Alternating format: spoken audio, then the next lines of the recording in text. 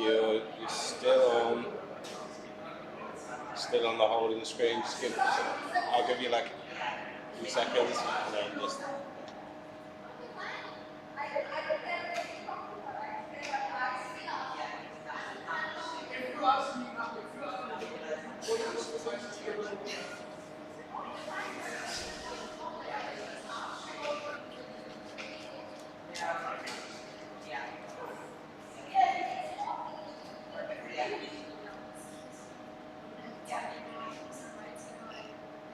Yeah, we good?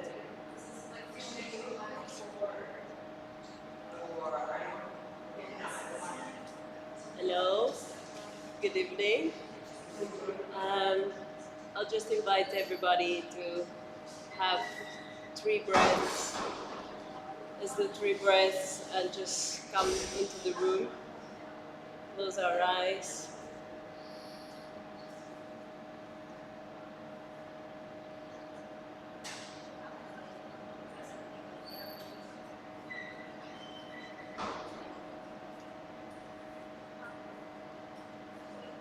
Thank you for coming.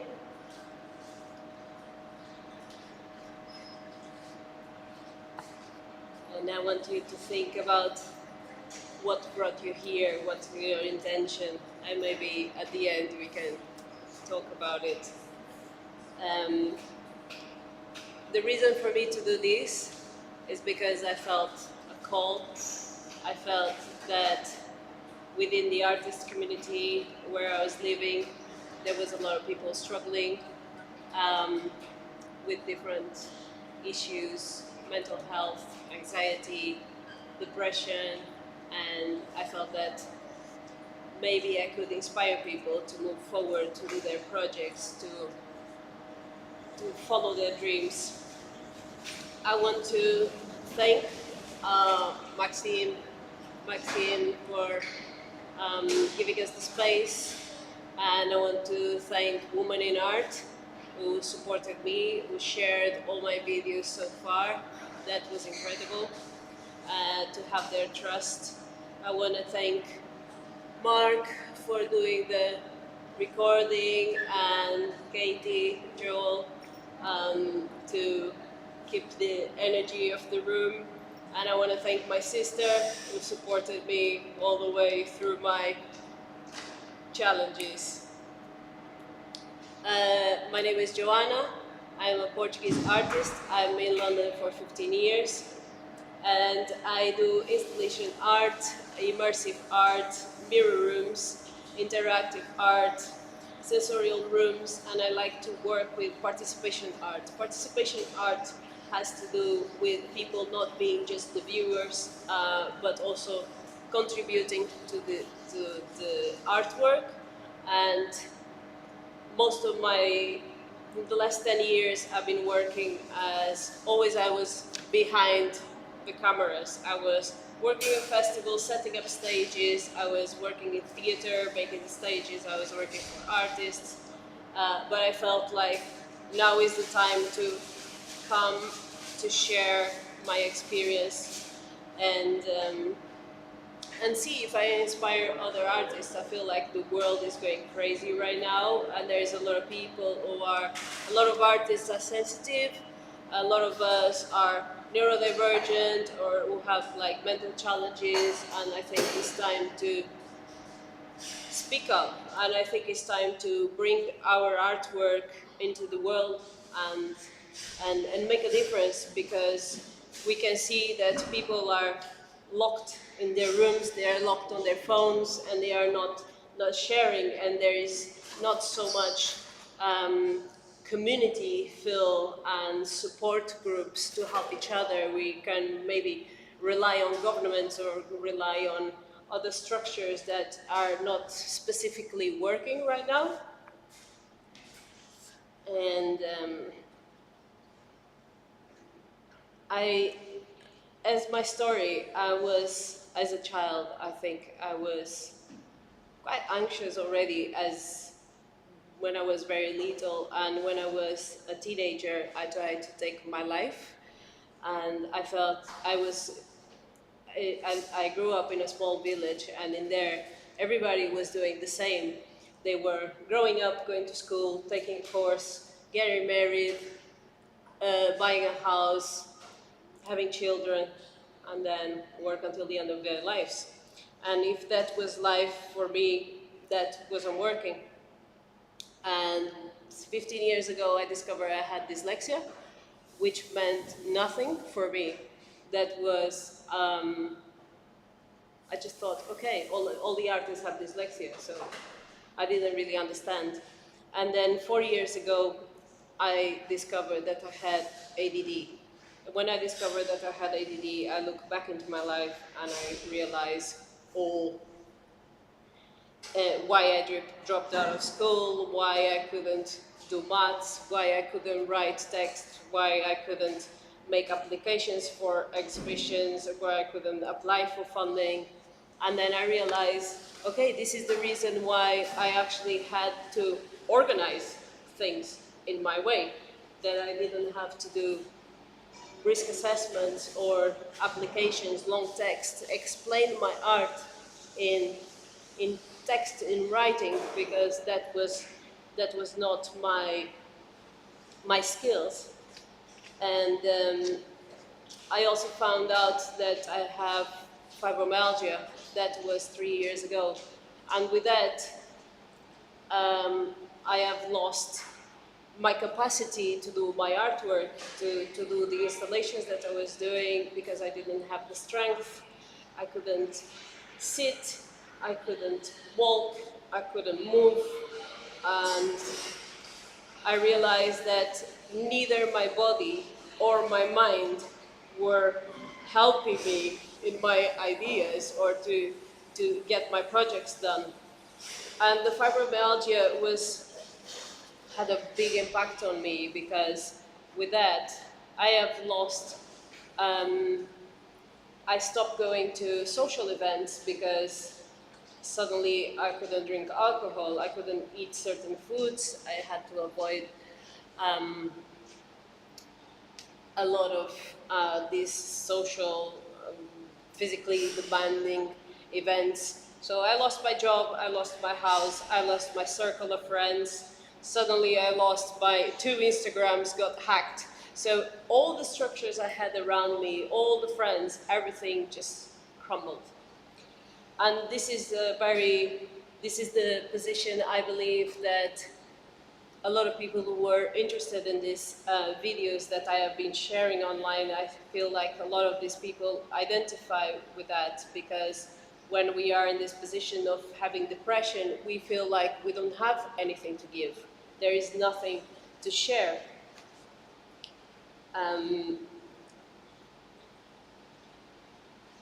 So my art was not available, and suddenly I had big dreams, but my dreams were here and my capacity was here.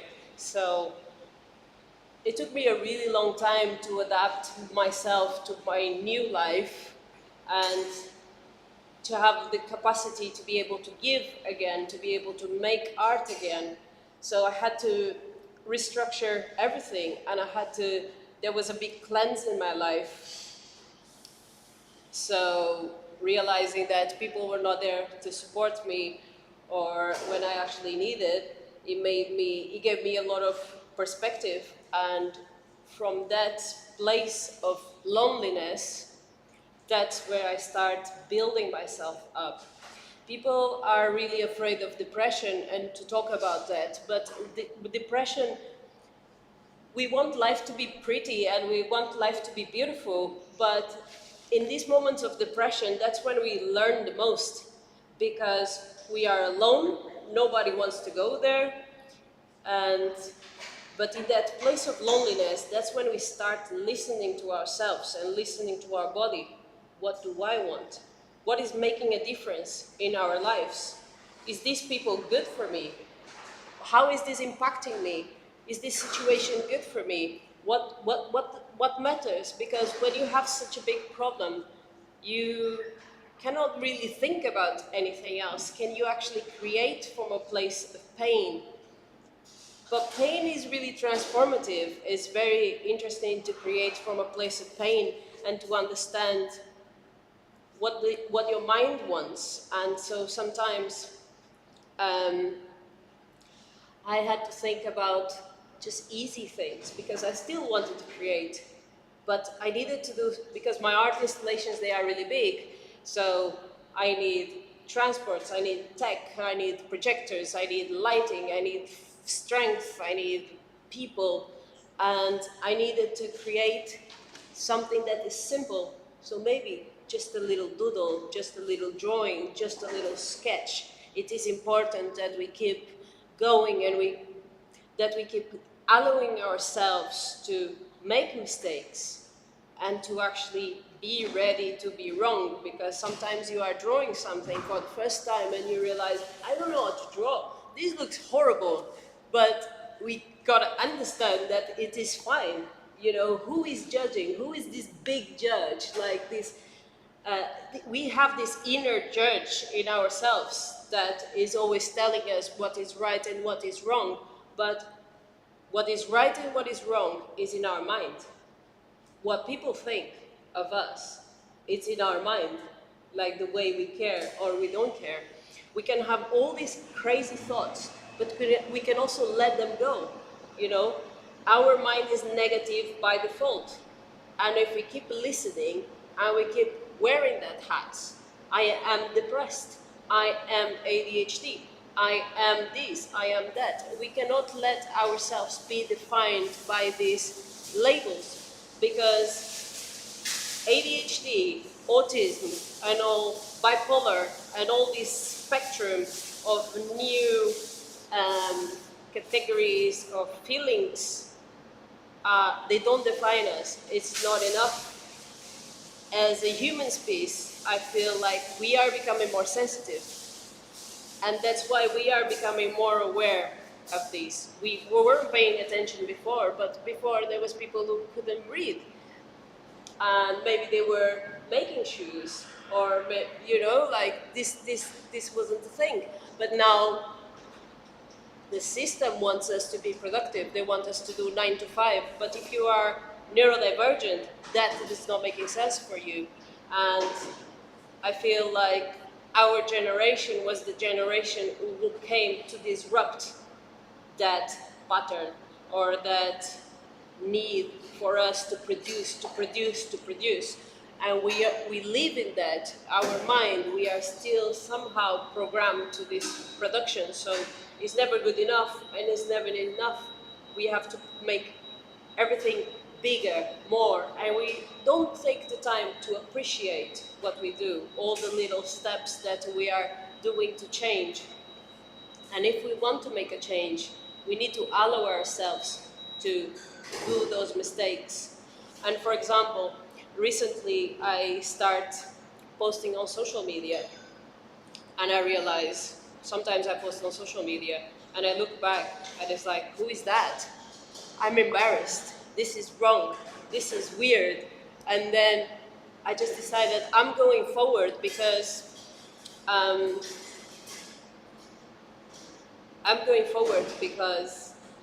there was nobody there for me when I actually needed, when I was ill, when I was depressed. There was nobody there. So does it really matter if people like what I'm doing or not?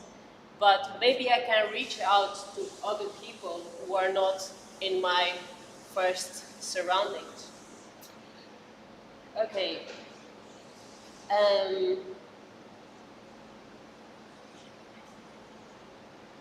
Sorry about this.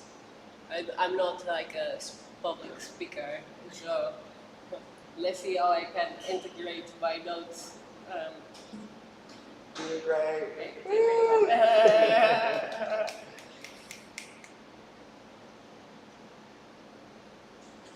So as an artist, we always, we doubt ourselves a million times. Many times we are producing art that doesn't bring us money.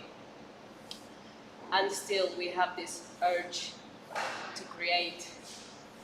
And we keep giving steps towards this. We keep making events, arrangements, whatever, and sometimes it's just we are not successful. So what is success? To be an artist, it is almost like a work of faith.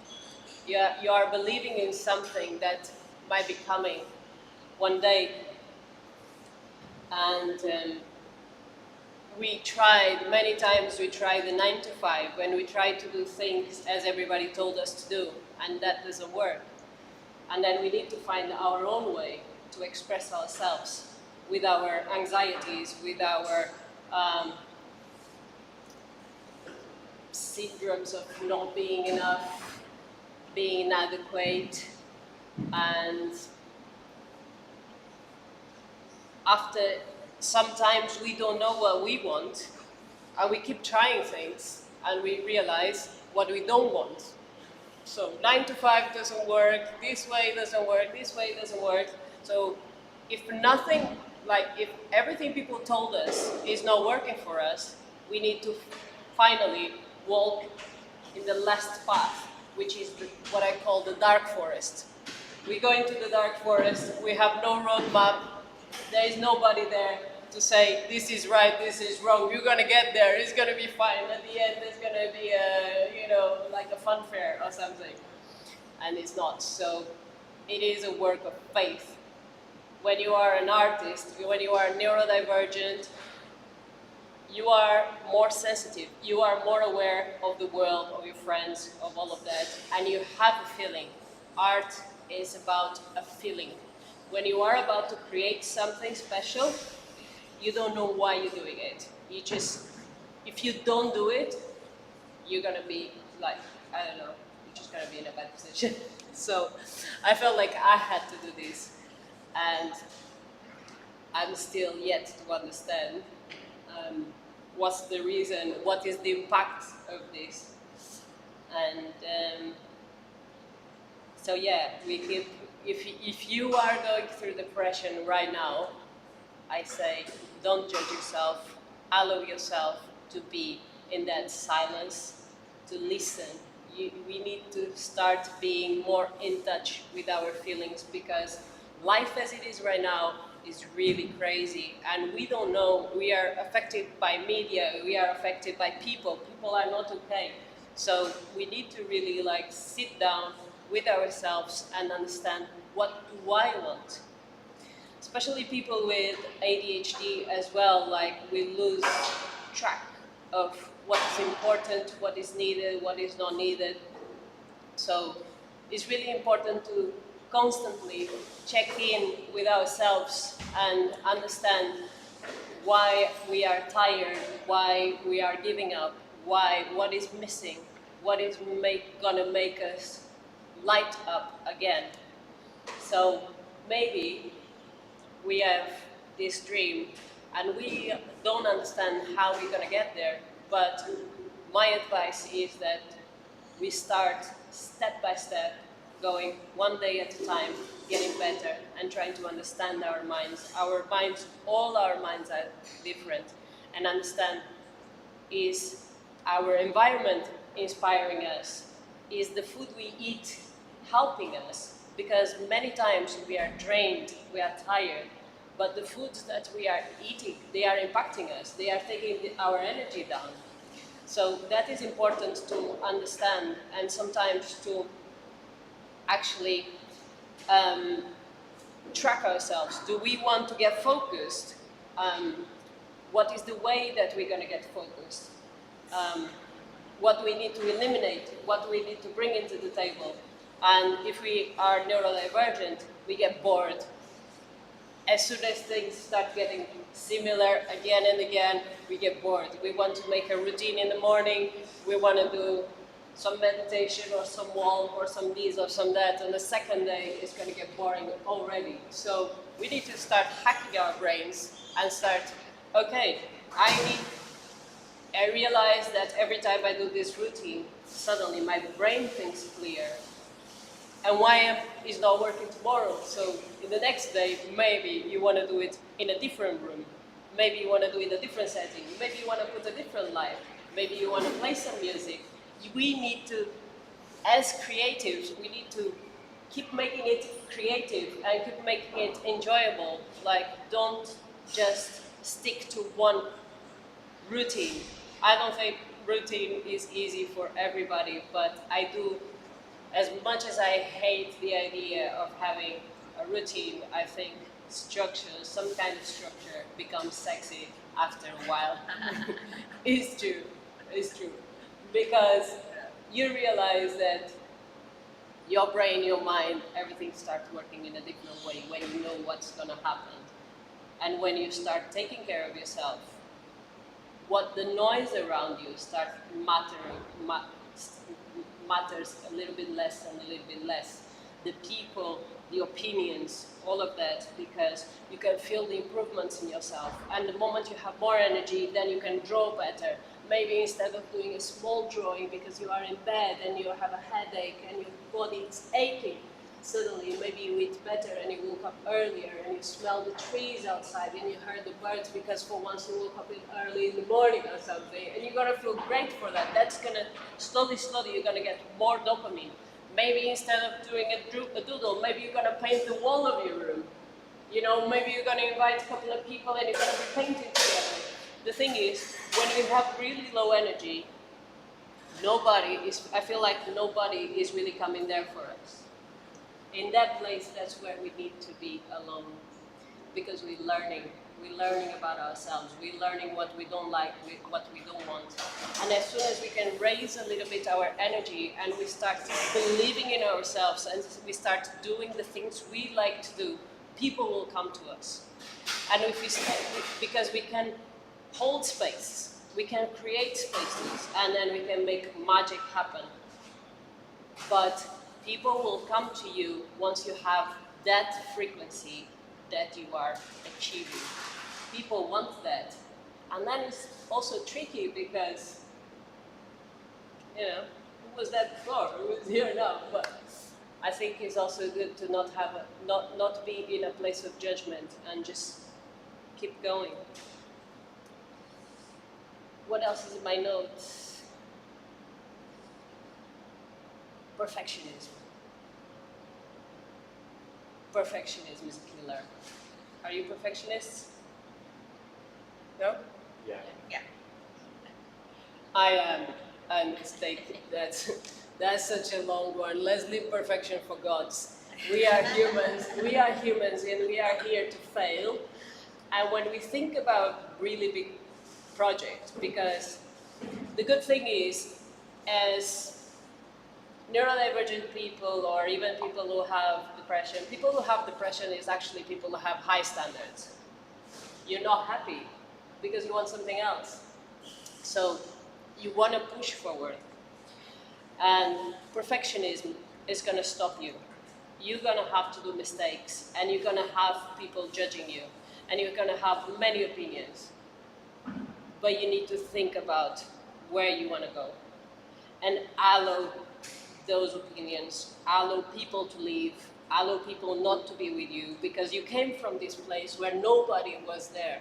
So in the end, what you're doing is for yourself, is because you need to put that energy out in the world.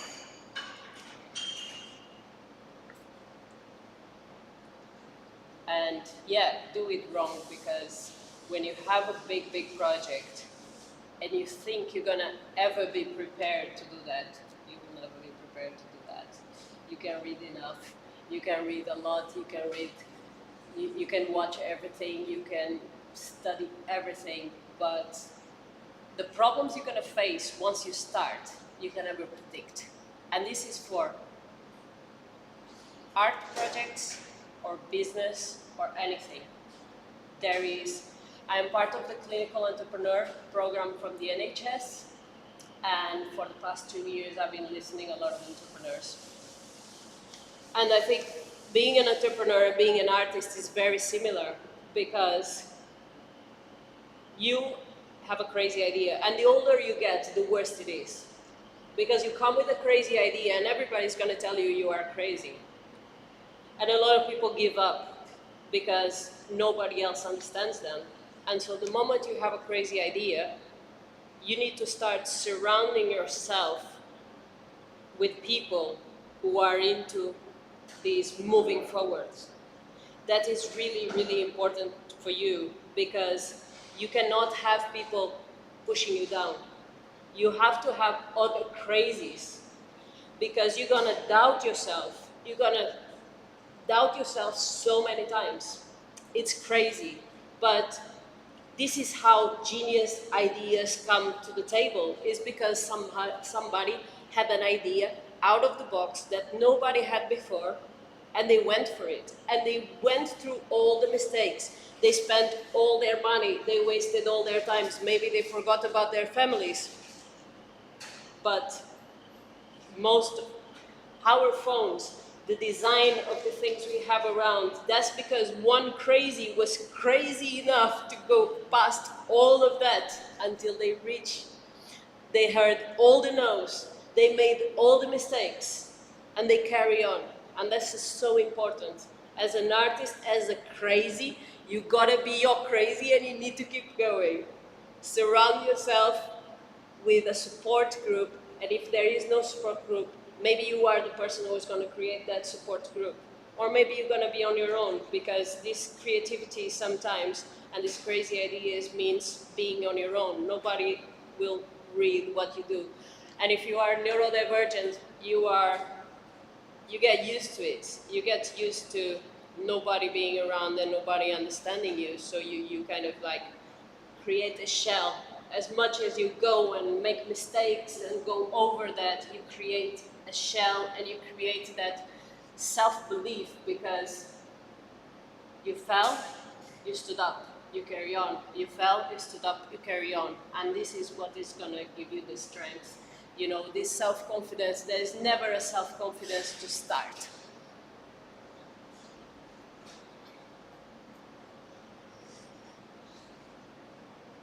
So yeah, if you are a neurodivergent, you know, nobody gives a cent for you, often. You just sound so crazy. People will only believe you when you do it, you know, and suddenly the thing is done, and then they go like, oh, he wasn't so crazy.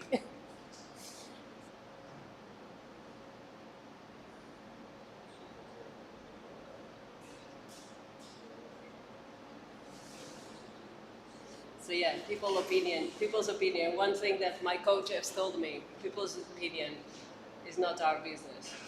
That's their business, you know? And like, good, bad, wrong, this is our mind. And we cannot listen to our mind. For me, what worked the best is those little routines, you know, understand what your body needs, because your body is going to be different than everybody else. And when you feel down, maybe you go and have better food. Maybe you go for a walk. If you are depressed, go for more walks, more fresh air, more listening to the birds, more connecting with the real world.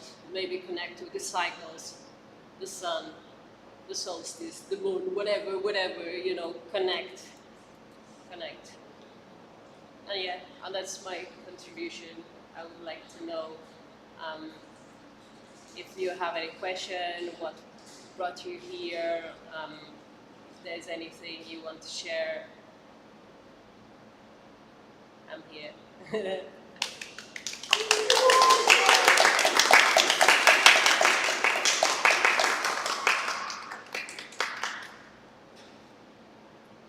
I think that was great, and I agree with everything. But specifically at the moment, I think with the food, I'm really struggling with that at the moment. Like, I'm eating things that are making me feel really bad, and I hadn't really connected it so much until this talk, as a way of helping myself get better. Actually, I think that's really important for me now, and it's a really big takeaway from that. When we got to the food part, I wanted to like just jump in there and scream like, this is so important, because I've only feel like I recently tapped into that part and realized how much like the connection you made between like ADHD, like neurodivergence, and like properly nourishing yourself too. I feel like is so connected, and like stress. like I hate to report it, but like the past month, I've been consciously trying to treat like food like medicine, and just if it's what is it? There's a saying like if it's not the ground. There's just a saying. Essentially, it's like if it's not natural, just don't eat it. Processed food. Processed foods, additives. I've just been purely eating like whole foods and like nothing frozen and just going that way, and it's just affected my energy levels just dramatically. Like I hate reporting, but like yeah, balanced diet actually works, and I feel like it's wild. Like you can just keep going the same way, like with neurodivergence, where you skip things and you're moving so fast, and you look back and you actually haven't been nourishing yourself properly. And especially with like addictions to like, you can, even when you step in the direction of eating well, likewise, you have to like gamify it and kind of create a system that works for you too. Yeah. Because even doing the healthy diet for myself, I caved on my birthday and was like, let's just like take it easy. And then I just didn't have the discipline to pull myself back out, and I'm kind of in that rut again where I'm kind of just eating shit and eating whatever, not considering the effect on my body. But once you get into that realm, like it's so rewarding, and just also getting in the process of like cooking your own food too is just like does wonders for your mental health. Like it also releases what is it? Dopamine. Yeah. And highly recommend this book. It's called The Dose Effect. That's it. Dose representing like the 4 key chemicals in your brain: dopamine, oxytocin, serotonin, and endorphins. And it feels like it's literally written for someone with ADHD and like neurodivergent to just get the bare bones of like how to make your brain a bit happy and what actions to introduce in your day that just can like shift your energy. Just a couple of guidelines to like live by, but it's broken down very easily in like big words, pictures, and you just eventually skim through it and you're like, oh, I'm already done the book. And it's The Dose Effect. It's really great. Sorry? No, what were you gonna say? You were talking about being neurodivergent and like trying to do things to make your brain happy. Yeah. If there was something wrong with the brain as well. Yeah. And I think there's, of course, like I'm not a scientist and I don't know enough to, but I feel like this sometimes can be detrimental for people who are neurodivergent or who have been diagnosed, because many have not been diagnosed. They just manage to fit in somehow. Yeah. And I think it's better to see it like most of us are probably like, many people are probably neurodivergent, but like we're just trying to fit in a place that doesn't really match how people think and how people act and so on. But I think there's so much stigma still around that, and many people who know it as well, they don't want to disclose it because they feel like they'll be discriminated against, or people make assumptions about them, and because there's something wrong with them, there's something wrong with the brain, or they're not making this hormone or this or whatever.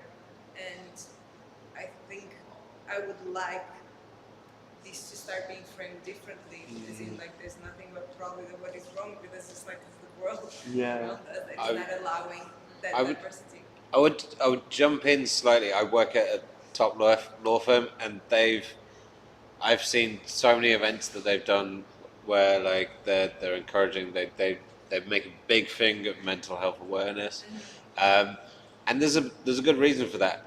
If you're a lawyer, like some of the top lawyers are neurodivergent. They're recognizing that. Like it's one of those. It's not everyone, but it's people who go into those fields where like, and so I think the culture is changing. I think that thing of like, oh, being neurodivergent is bad. It's not really. I should turn this around on myself, but no, I think that is changing. But yeah.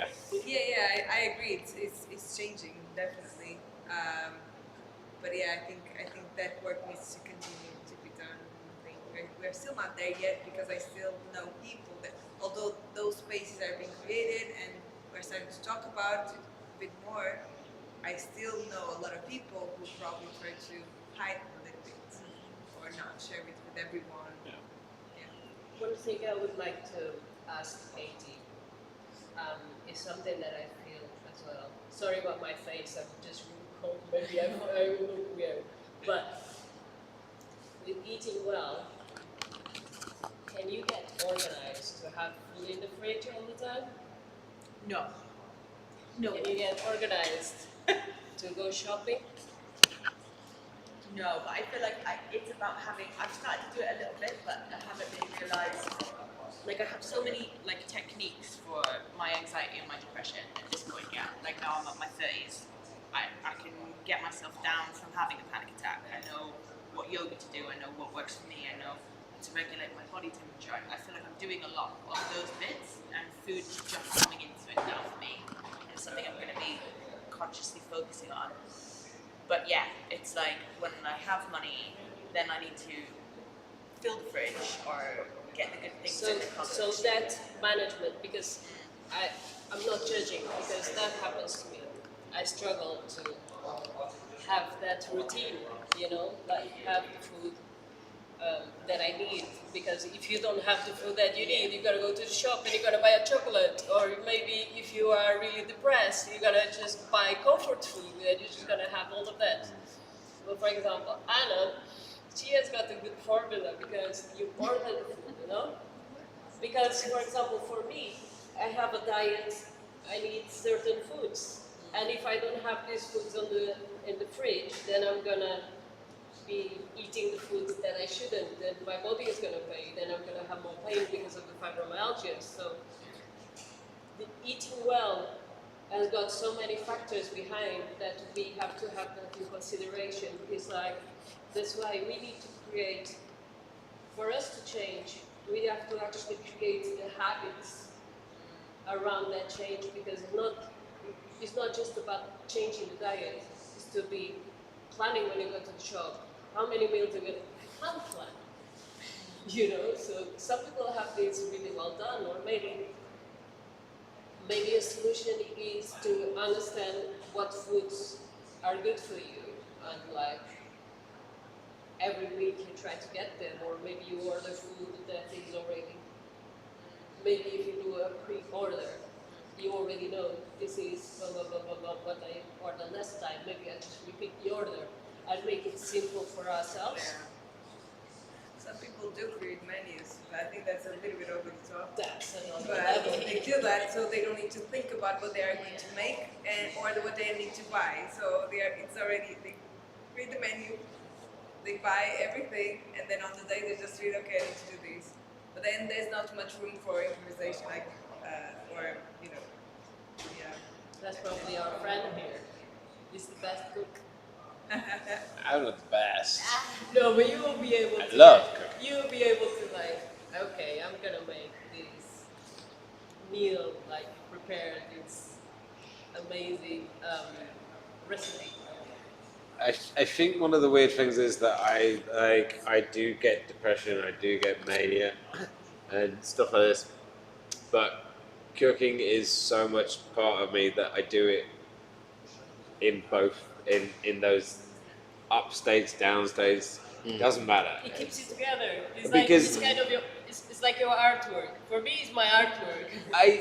But I mean, it's like, about artwork, and sometimes that's ugly, and sometimes that's beautiful, and sometimes it's simple, and I feel like I am a bit more balanced on a general now, and so my food is simpler.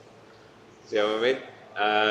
There is the mania of just like, yeah, let's create this amazing thing. I'm going to spend 4 hours in the kitchen for myself, and then there is I am depressed. This isn't going to be comfort food. This is going to be filth. Like, I'm going to hurt my body on purpose, but it's going to be so brain happy for 5 minutes. But each of them is putting the work in. Like the filth burgers I can make are amazing, and I make sushi. You know, I make. I spend a lot of time. I can even spend a lot of time making a salad. You know, I really put the work in. Nice. For me, I have so much. I just have so many ideas and projects and things I want to do that going into the kitchen and make another project. I feel like cooking is another project. That this is the project I didn't plan. You know, why do I have to eat in the first place? You know. I've kind of seen like an interlinked thing between like I think like you know when you have a creative practice and then you step like you're in that phase where you're pumping out things and you're in flow with it and you have all your creative tools ready, you know where everything is, and it's easier for you to get from like the start to finish of like producing things art wise. I think your kitchen can be the same thing too. Like if you don't have the things prepared or like things organized in a certain way, like the idea of just making a simple meal for yourself can just be that much daunting just because it's like, oh, I need to go get that thing, or I don't have this, or what am I going to use for that? If you treat it like, So you mean like it's like preparing the studio, it's like preparing the yeah, desk. You clean the desk, you leave the pens and the papers. And yeah, being proactive in the process of like, that you apply to like your creative practice, if you apply it to the kitchen in that way, or vice versa. Yeah.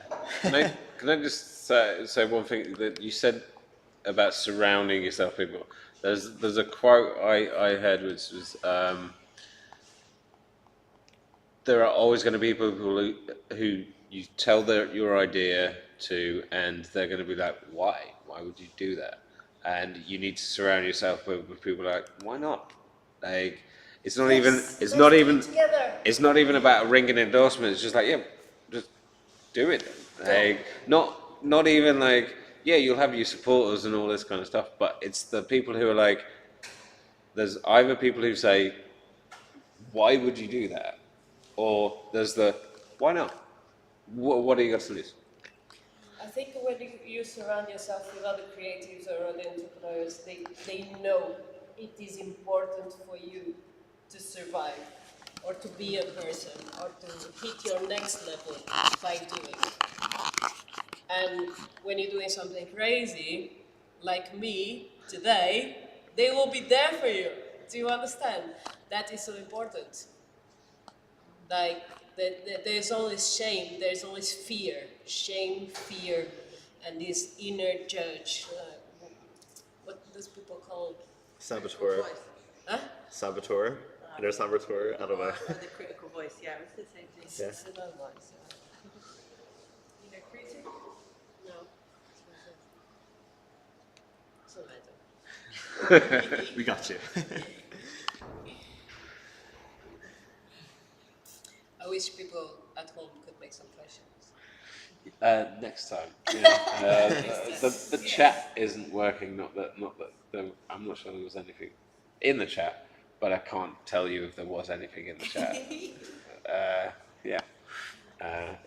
If we were doing this again, then yeah, I'll have the chat up and I can ask the questions that people ask. Is there anything you can think of? Asking a question. Huh?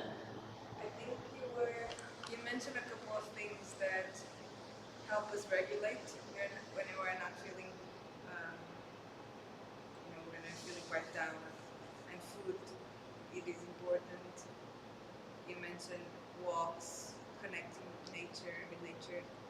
But I also feel like, although sometimes you can feel very lonely and you can also isolate yourself, because sometimes it's not that people don't want to help you, sometimes it's you isolating yourself.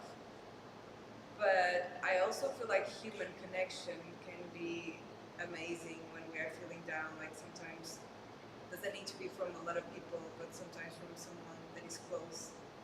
And I'm saying human connections in that physical connection, like a hug, feeling the touch, or being cuddled, or any of that can just make a huge difference, I think. So I think we're just missing the human connection.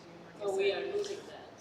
Yes. And I feel like the more we are in screens, the less we having that, and the less we understanding how important that was, because there was other structures. People used to meet to go to church. People used to do like social events. That now we party, but everybody parties. But that is a bit of a The chemical connected to that would be oxytocin. Yeah. So they say so that is important. ways to get that is often or they encourage in this book is to make your hugs like 3 to 5 seconds long when you hug people, and try to hug at least There we go. try to hug at least 3 people a day, and like to boost that. And there's some more stuff, but Also, you do the hugs already. yeah, I try to. Let me do my, Yeah. my oxytocin dose. Yeah.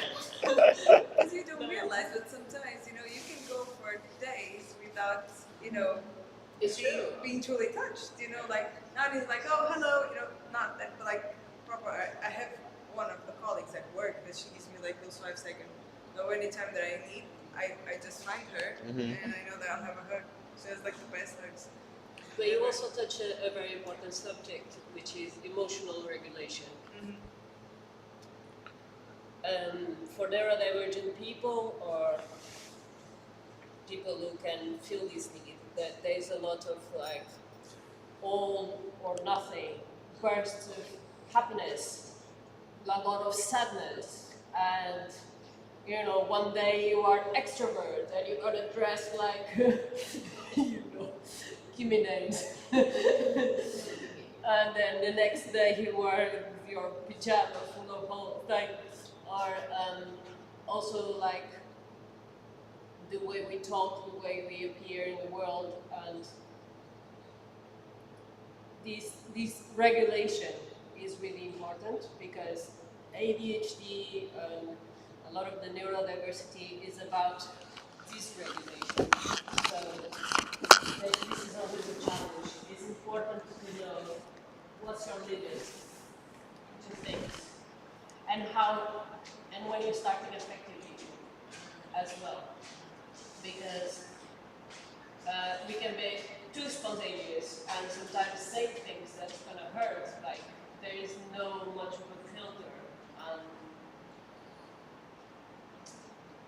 So the emotional regulation, I mean, in terms of others, but in terms of ourselves, of the impact that has on us, I think that's quite important. A lot of people with that are neurodivergent, they have RSD, which is rejection sensitivity disorder. So maybe if we send a message and the person doesn't reply, or we send an email, like it took months and months to do this step, you had to build up the courage to do this, and you receive a no, or the person doesn't answer.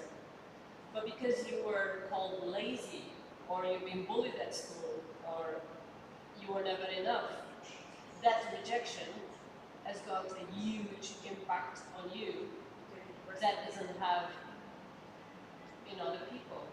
So it is important to understand where that rejection sensitivity comes from, because a lot of neurodivergent can be very people-pleasing, because you know the other one is not feeling well, and you're going to try and make them feel well. You're going to lose yourself in there. You're going to be probably giving energy, or giving the time, or giving the night, or maybe when you realize you don't have it. So it's important to understand how far you can go, how much you should keep, how much you get affected by people, and how much people are taking from you. I might divert here a bit, but also like the rejection sensitivity disorder can be very, very impactful. And this is something we need to understand. This is our brain, like this is our default because of trauma maybe when we were a child, and maybe not listening to this, and then go forward. Don't take things personal. Maybe people didn't see, so sometimes we just think we're not enough, or things our work wasn't good enough, but it's important to keep trying. and not have that judgment, because the judgment often comes from ourselves, is embedded in us. So my best advice is an exercise. It's just to exercise, like, okay, I'm not going to care about these. Maybe the person will listen. Have the courage to send a second email. Have the courage to send another 5 messages, another 10 emails. You know, like, have the courage to keep going. You don't listen to your mind, because your mind can be destructive. And for anybody who is struggling with negativity and self-talk, like this negative self-talk, understand that our brain is like this. Write down. If you think you're not enough, write every single project you have done that you felt successful. Every single place where you were happy, write and put it on the wall. Maybe take a picture of a place where you were happy. If you are in a really low energy, grab a picture of yourself when you were happy, when you were skinnier, when you were have a little bit more kilos, and you know, grab your happy place, put it on the wall. Your dreams, put them on the wall. What you did well, put it on the wall. And sometimes we forget that we have friends. We forget that we can call people. Some people, we think, oh, nobody is here to listen to me. But maybe if you share this with some friends, they are happy to listen to you. You know, sometimes we are like, oh, I'm sorry to bother you with this. And the other person on the other side, they're like, please, call me. I don't want you to be feeling in this way. But sometimes when we are down, we forget about these people. I had to personally, sometimes I was suicidal. I had to write down the people who were safe to call, you know? And I had to write down, I always feel like I have not done enough. Sometimes there's people telling me, you've done this, you've done that, you've done that. But because we are in this culture of more, better, produce, you know, we really need to listen to ourselves and to understand it's okay. We don't need to be producing. Maybe we just want to be. Like, we need to allow ourselves to be. Sometimes that's it. There's nothing else required, and we need to let ourselves have the time to settle our emotions and understand what we actually need. That you're saying about the growth thing, like you must have heard this thing of just like capitalism is all about constant growth, right? There's only one thing in nature that does that. It's called cancer. It's the only thing that does that. Like, so we emulate cancer, but we aren't a cancer. The actual human beings aren't a cancer. It's the systems we create. It's good that So you're talking about capitalism. whereas if you look at, I think it's Buddhism, but it's you do expand yourself, but there is a contraction period. So first take care of yourself, then the ones closest to you, then the one beyond that you'll further out, and then attempt to help the whole world, but you are always going to hit a thing and you contract and start again at look after yourself. That's really important what you're saying, and it's kindness. Be kind to yourself and allow yourself to fail. Because when we are making changes, those changes are never going to be solid in the first place. They're going to be solid by you trying and doing and doing and doing and doing again. And this can take years. Just understand. If you take years, you take years. This is you, this is your journey, you do it the way you want. And about capitalism, we just got all of us in this collective narrative that was created and we kind of accepted, but all of us are working 8 hours a day, what for? To pay all these taxes, to in the end not having a way to buy.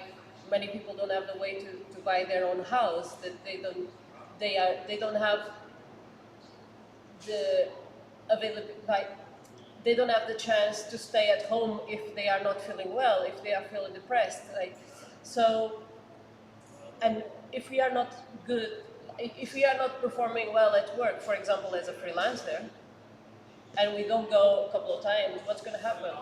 They're going to replace us. We are just replaceable. So we really need to be ourselves, taking care of ourselves, and understand what are our needs, and not expect the other people, like, other people around us to provide the space and provide the conditions for us to have that recovery. We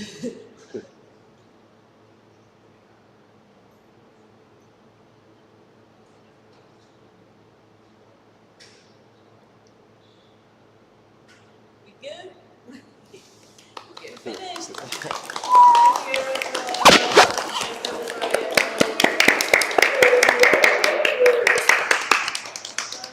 Thank you. It was really nice. Inspiring. I feel inspired. Yeah, it's just, I think something that just the things that you brought up like all together just kind of gave me a kick in the butt. Like specifically perfectionism, and there's something else, but I'm blanking right now. But There's something I Yeah. forgot. It's also like the world is going so crazy that it's really important that we start creating these support groups. Everybody's like thinking, supporting certain causes is not about sharing messages about those causes on Instagram. That is not just that is not what support means. People are crossing messages about whatever problem in the world. That is not resolving the problem. I think we need to be aware of like what's the problem really close to us, or take more direct action. Like even if the problem is far away, take direct action. Talking about it, just talking, is not going to resolve the situation. So we have the whole world like now watching a genocide, and it's crazy. It's really crazy. But also, I feel like we need to support each other because people on our sides are losing hope because we're watching this. Who are we trusting? What are we doing? What are we working for? Why are we here? Is it even worth to be here? So I feel like these 3 minutes hugs, like this is more and more needed to create like safe spaces as well for people to be crazy and to do things in different ways, and maybe to have a talk like this where things are not specifically planned, but we just make it happen. Why not? And start bringing people together in creative ways of creating new ways, like these I feel like these structures of power are about to collapse, but to take them down, we can see how much energy is needed, and all the energy of people together. We see everybody marching in the street, and where is this? Are we removing these people? Are we like breaking these structures? We need to create new structures. I feel like slowly we need to create other structures to support each other as well in more direct ways. Especially creatives, I think if you don't work in collectives, if you work individually, I think it can also feel very lonely and isolating, and sometimes some of the struggles that you're sharing about being an artist, most of us are probably in our rooms or studios dealing with them, feeling that, okay, it's just me, maybe I'm not being there, and we just think like it's our problem, and all artists have went through like artist blocks, probably, and like how to get out of that as well, and when you get other people, they say, oh, I didn't do that, and like it creates that support. I think that's a great. I've created a group that is called Creative Activations. I thought there was going to be more people here, but if anybody needs a support group, there is always these Creative Activations. Yeah, where we can have other buddies who are going forward with their stuff, with their projects, with their mental health, whatever. Okay. Thank you. well, thank you. Thanks for coming, for that Tottenham.